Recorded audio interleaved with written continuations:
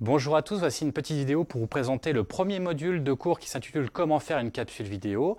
Je serai votre formateur, je m'appelle Jérémy Pochy. On va voir pendant quelques minutes un petit peu les grands points de ce cours, c'est-à-dire les objectifs d'une vidéo, les outils qu'on va utiliser et surtout comment on va travailler, comment on prépare une vidéo. Voilà, donc pour commencer les objectifs, je vous rappelle qu'une vidéo, une capsule vidéo pédagogique a un aspect motivant pour un cours. Pourquoi? Parce que les jeunes à l'heure actuelle utilisent beaucoup de vidéos, vont beaucoup sur YouTube pour s'informer, pour se distraire, pour se divertir.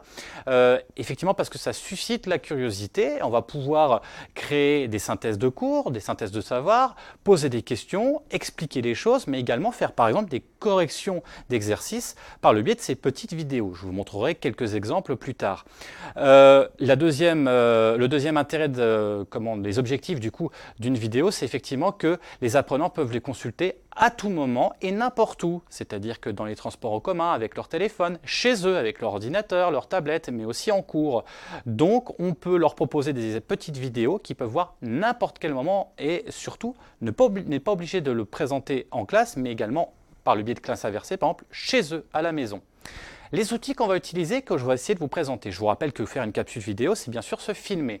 Donc, on utilisera des téléphones si les téléphones sont suffisamment performants, mais on peut utiliser également un ordinateur, une caméra. On va vous présenter aussi des logiciels, Active Presenter en tête, puisque c'est un logiciel gratuit et qui est relativement simple pour faire des vidéos et pour faire par exemple des screencasts, qu'on parlera un petit peu plus tard.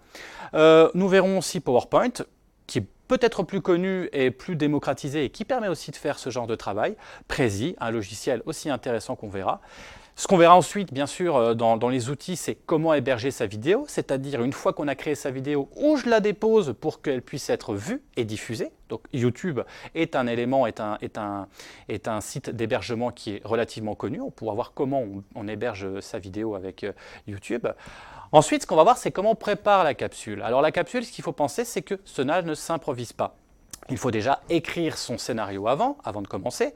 Il faut avoir les objectifs de la vidéo, pourquoi je fais une vidéo, comment elle va être, à quoi elle va me servir, dans quel cadre. Réfléchir à comment je vais la construire. Est-ce que ça va être une voix off? Est-ce que ça va être une interview? Est-ce que je serai, moi, en tant que formateur, face caméra ou au contraire, est-ce que je ne vois pas qu'on voit mon visage? Et si on voit mon visage, pourquoi et quel est l'intérêt de voir mon visage? Ensuite, il faudra penser, comme je vous l'ai dit tout à l'heure, au montage, puisque la vidéo, elle peut être montée directement ou au contraire, il va falloir travailler un petit peu derrière avec des logiciels comme Active Presenter dont on parlait tout à l'heure. Et ensuite, il faut penser au temps. Une vidéo fait environ 5 minutes. Il faut essayer de ne pas dépasser ces 5 minutes et c'est ce qu'on verra et réussir à avoir des choses qui sont, on va dire, concrètes, faciles d'accès, mais qui ne dépassent pas les 5 minutes. Ce sera le travail qu'on aura à faire. Voilà, je vous rappelle que notre formation a pour but de vous former à la conception de capsules vidéo pédagogiques, puis ensuite de podcasts. N'hésitez pas à nous poser toutes les questions et nous remonter tout ce que vous cherchez, toutes les informations que vous voulez avoir. Nous sommes là pour vous aider. Le cours contiendra des ressources comme celle-ci, mais également des activités qu'on pourra vous proposer comme des TP. C'est ce qu'on essaiera de faire un petit peu plus tard.